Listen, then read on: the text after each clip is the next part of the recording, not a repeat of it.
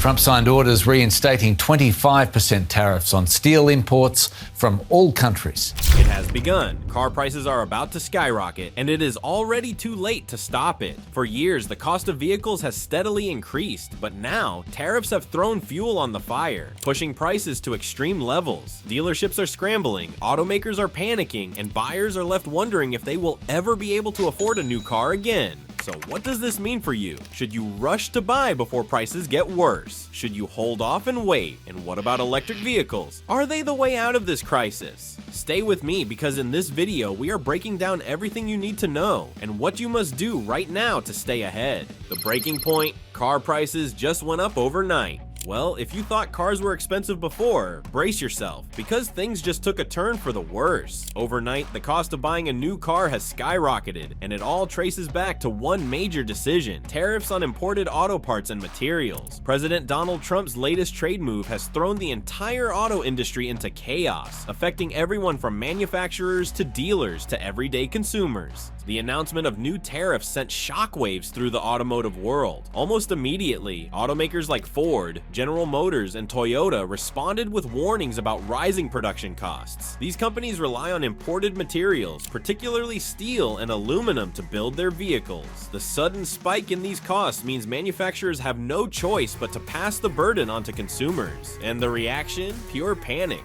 Car buyers rushed to dealerships, hoping to lock in pre-tariff prices before they took effect. Some buyers reported waiting in long lines, scrambling to sign contracts before dealers adjusted prices. Others were met with sticker shock, as some dealers wasted no time increasing prices in anticipation of higher costs. Meanwhile, the stock market took a hit as auto stocks plunged. Investors, fearing lower sales and profit margins for automakers, reacted swiftly. Shares of Ford, General Motors, and Stellantis all saw immediate declines, further signaling the depth of the problem. And here's the twist: this isn't just about new cars. The ripple effect of these tariffs is extending far beyond the showroom floor, and things are about to get even worse.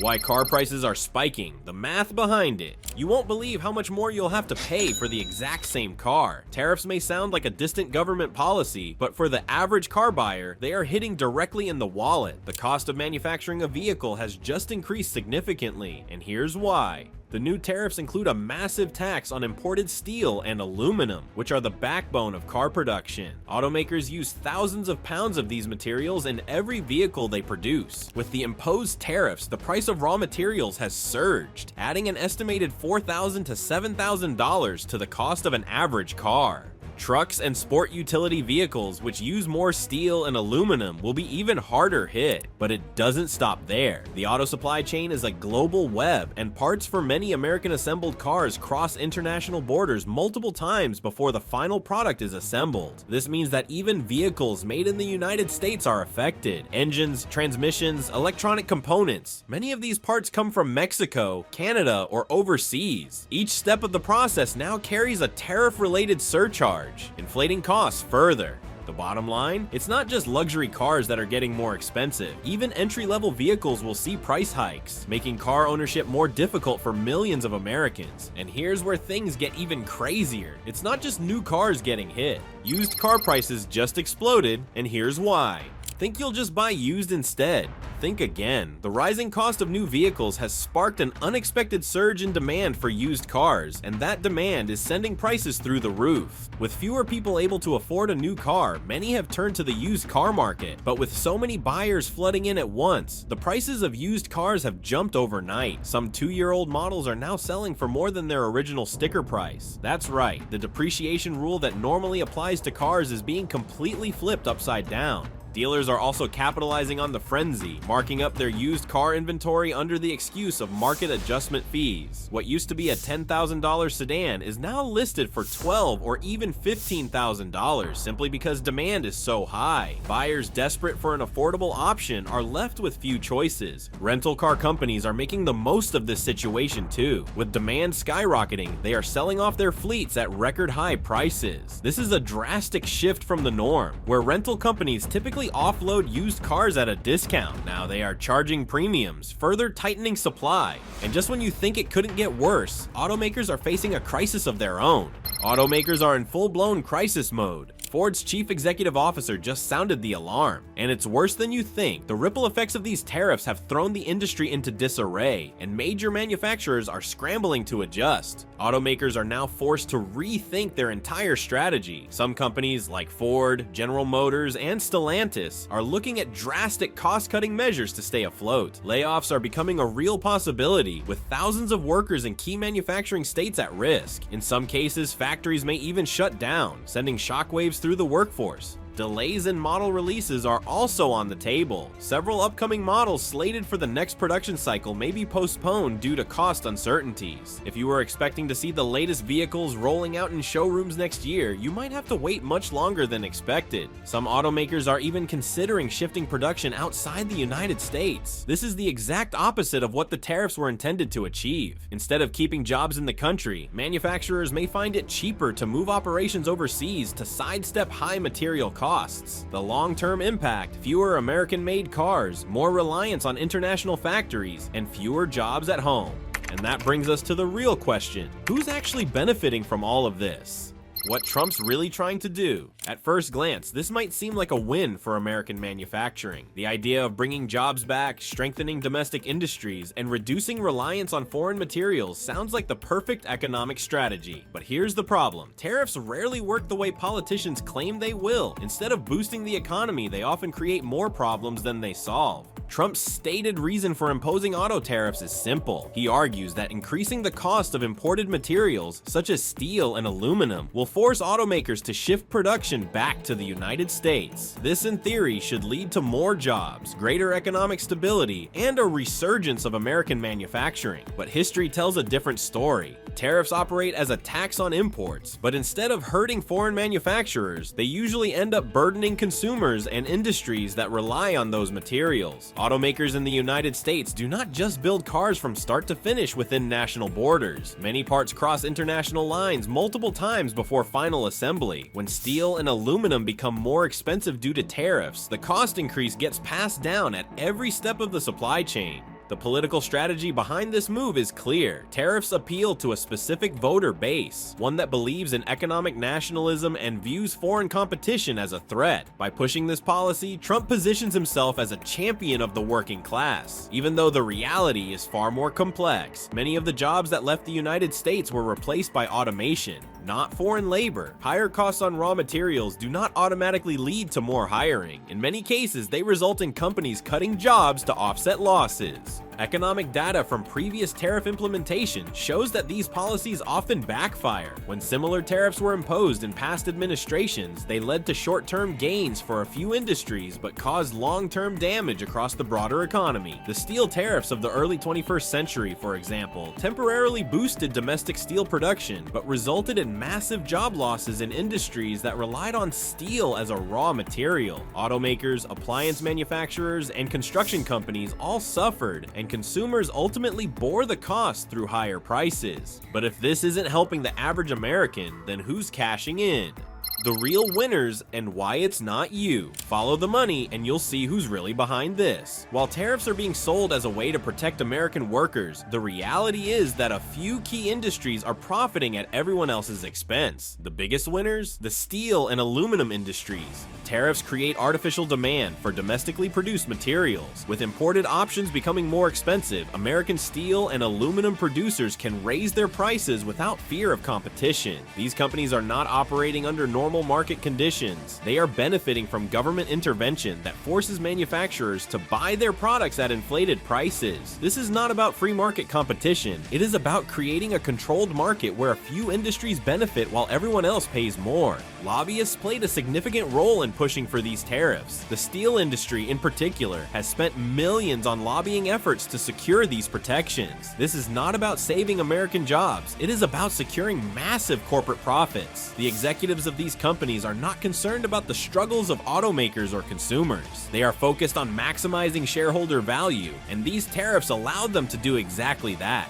But the manipulation does not stop there. Large corporations are experts at finding loopholes. Even as tariffs increase costs, companies that can afford to move production offshore to avoid these fees will do so. That means smaller businesses, which do not have the resources to shift operations, end up taking the biggest hit. Meanwhile, multinational corporations find ways to keep their profit margins intact while passing additional costs onto the consumer. The stock market effect is another factor. When tariffs drive up prices, investors in the steel and aluminum industries see massive returns. But while these shareholders are making money, everyday consumers are left dealing with the fallout. The stock market might look like it is thriving, but the real economy, the one people live and work in, is suffering. And the real losers? Every single American trying to buy a car. The consumer nightmare, how you're paying the price. Guess who's really covering the cost of these tariffs? You. When automakers are forced to pay more for steel and aluminum, they are not going to absorb the loss. They are going to pass it on to buyers. That means every new car rolling off the lot comes with a higher price tag. And it does not stop there. Tariffs function as a hidden tax. While it might not be a direct line on your paycheck, you're paying more every time you make a purchase. Whether you are financing, leasing, or buying outright, the cost is going up. The average new car price is already reaching historic highs, and these tariffs are only making things worse. If you were hoping to find a deal, think again. But it is not just the price of new cars that is skyrocketing. The used car market is reacting just as dramatically. With fewer people able to afford new vehicles, demand for used cars has shot up, pushing their prices to unprecedented levels. The same car that cost a reasonable amount just a year ago is now selling for thousands more. Dealers are taking advantage of the market, increasing prices under the guise of market adjustments. Financing costs are also rising. Higher car prices mean higher loan amounts, leading to increased interest payments over time. Leasing, once seen as an affordable alternative, is now turning into a financial trap. Many buyers are finding that leasing no longer saves them money. Monthly payments are climbing, and with fewer incentives available, getting a deal is becoming nearly impossible.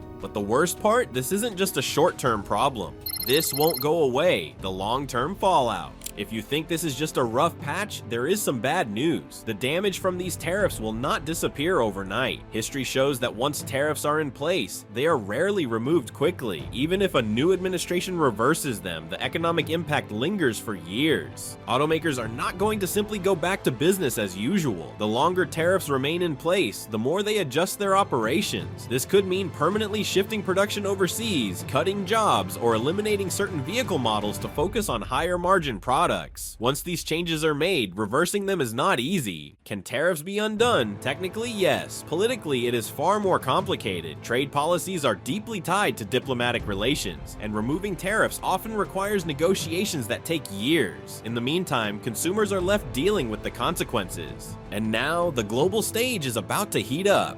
America's auto industry just became a global battleground. Foreign automakers have a major stake in the American market. Over the last several decades, companies from Germany, Japan, and South Korea have invested billions into manufacturing plants across the United States. Factories producing some of the most popular vehicles, from Japanese hybrids to German luxury sedans, employ hundreds of thousands of American workers. But with tariffs making it significantly more expensive to import parts and manufacture vehicles domestically, these automakers are reconsidering their presence in the country. Several foreign companies have already announced that they are pulling back on expansion plans, delaying production investments, or even shifting operations overseas. If tariffs remain in place, companies that were once heavily invested in the United States may redirect their focus to more stable and cooperative markets. That means fewer factories, fewer jobs, and fewer choices for consumers. The impact is not limited to international brands. American automakers rely on a vast network of global suppliers, with many parts traveling across multiple borders before they are assembled into a finished vehicle.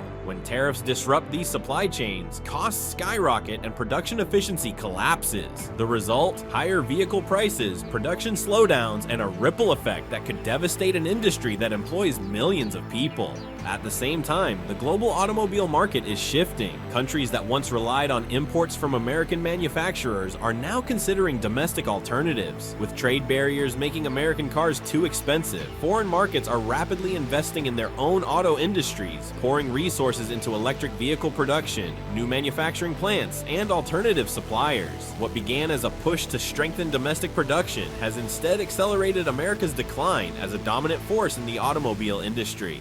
The ripple effect. At first glance, this trade war might seem like it only affects the automobile industry, but the reality is far more extensive. The consequences of these tariffs go beyond cars, reaching deep into other sectors of the economy. Steel and aluminum, two of the most crucial materials in vehicle production, are also essential for industries like construction, aviation, and consumer electronics. When these materials become more expensive, the costs do not stop at automobile showrooms. They impact everything from skyscrapers to smartphones. Manufacturers that rely on international trade for materials and components are struggling to absorb the rising costs. Small and medium-sized businesses that once thrived on affordable imports are now fighting to stay afloat, passing increased costs onto consumers. The inflationary pressure created by tariffs affects everything from home appliances to transportation infrastructure, making daily life more expensive for ordinary people. Even the agriculture industry is feeling the heat. Countries that once imported American food products are now imposing retaliatory tariffs, forcing farmers to look for new buyers in an already competitive global market. As demand for American agricultural exports shrinks, farmers and food producers are left grappling with uncertainty, decreased revenue, and an industry on the brink of collapse. And it does not stop there. Tariffs on raw materials and consumer goods create a ripple effect that impacts wages, job stability, and investment confidence. Meanwhile, other countries are taking advantage of the situation. European and Asian manufacturers are stepping in to fill the gaps left by American exports, expanding their global influence while the United States remains entangled in trade disputes. Nations that once depended on American imports are finding new suppliers, and once those relationships are established, they will not be easily reversed. Even if the tariffs are eventually lifted, the long-term damage will already be done.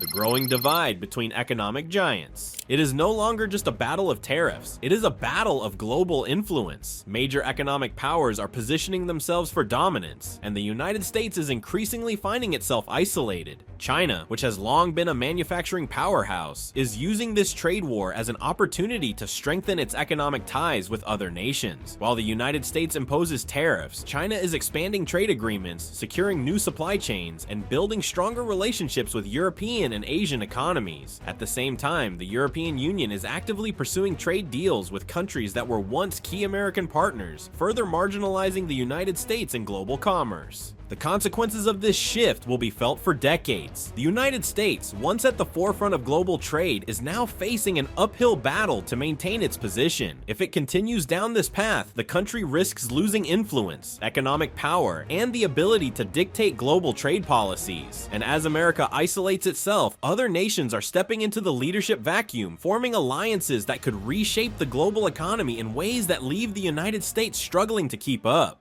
The clock is ticking. This trade war is not some distant economic dispute. It is happening right now, and the effects are already visible. Prices are rising, businesses are struggling, and the global economy is shifting in ways that could permanently disadvantage the United States. The longer this continues, the harder it will be to reverse the damage. For automakers, the choices are limited. They can continue absorbing losses, passing higher costs onto consumers, or moving operations to more favorable regions. For consumers, there are no easy solutions. Car prices will remain high, financing will become more expensive, and affordable options will dwindle. And for the economy at large, the uncertainty surrounding trade policies is already leading to decreased investment, slowed job growth, and the possibility of a prolonged economic downturn. But perhaps the biggest question is, where does it end? The more the United States pushes forward with tariffs, the more other countries retaliate. The cycle continues, escalating with each new round of trade barriers until the damage becomes irreversible. And by the time political leaders realize the full consequences, it may already be too late. The world is not waiting for the United States to change course. Trade relationships are shifting, new economic alliances are forming, and American businesses are being forced to make difficult decisions. The automobile industry is just the beginning. This trade war could redefine global power for generations to come. And if nothing changes, the biggest loser will not be the automakers, the suppliers, or the foreign manufacturers. It will be the everyday people who simply wanted to buy a car without breaking the bank. Will electric vehicles take over faster than expected? With gas-powered cars becoming more expensive, could this finally be the tipping point for electric vehicles? The answer is more complex than it seems. As automakers navigate financial challenges, a massive shift is already underway. Some companies are doubling down on electric vehicle production, while others struggle to adapt. Tesla, one of the dominant players in the EV market, stands to benefit the most. Unlike traditional automakers, Tesla is less reliant on global supply chains for combustion engines, making it more resilient to tariffs on steel, aluminum, and engine components. Its continued expansion of US manufacturing gives it an advantage as competitors adjust to market disruptions. General Motors and Rivian are also pushing forward. General Motors has committed to an all-electric future, and recent economic pressures could accelerate this transition. Meanwhile, Rivian's focus on high-performance electric trucks and sport utility vehicles has positioned it as a key contender, especially as gas-powered alternatives become increasingly costly. Government incentives play a crucial role in shaping the speed of this transition. Some lawmakers advocate for expanded tax credits to make EVs more accessible. If approved, these incentives could make EVs the more affordable and practical choice, further driving adoption. However, challenges remain. The infrastructure for widespread EV adoption is still incomplete. While charging networks are expanding, they are not yet as accessible as gas stations, especially in rural areas. Additionally, the costs of key battery materials, lithium, cobalt, and nickel, are fluctuating, which could impact EV pricing despite government incentives. Another critical concern is the strain on power grids. A rapid shift to EVs could outpace grid capacity, leading to supply issues. In regions where electricity is generated from fossil fuels, the environmental benefits of EVs may also be diminished. While EV adoption is accelerating, the road ahead is not without obstacles. If automakers continue to shift resources and government policies support affordability, EVs could dominate the market sooner than anticipated. However, rising costs and infrastructure challenges may slow progress, keeping gas-powered cars on the road longer than expected. What you should do now: if you're considering buying a car, timing is crucial. The market is volatile, and every decision carries long-term financial consequences. Whether you're looking at a new car, a used vehicle, or leasing, here's what you need to know. For new car buyers, acting quickly could be wise. Some dealers are offloading inventory before further price hikes due to tariffs. However, be wary of inflated market adjustment prices and compare deals before making a purchase. Used car prices have surged, often making them nearly as expensive as new models. If buying used, focus on reliability and long-term maintenance costs rather than just the sticker price. Leasing is an option, but comes with risks. While it offers lower monthly payments, rising financing costs could make it less attractive. Always review the terms carefully. If possible, delaying a purchase may be the best financial move. The market is unpredictable, and waiting for stability could save you thousands. Meanwhile, maintaining your current vehicle can extend its lifespan and reduce costs. Financing is another factor. Interest rates are rising, making it crucial to shop around for the best loan terms and avoid long-term financing that results in higher overall costs. Considering an EV, automakers are accelerating production and incentives may be available. However, supply chain issues are already affecting prices, so research carefully before committing. Ultimately, the automotive industry is at a turning point. Whether you buy now, lease, or wait, staying informed and making strategic decisions will help you navigate these uncertain times. The next few years could redefine transportation. Are you prepared? Let's talk down in the comments below. Thanks for watching.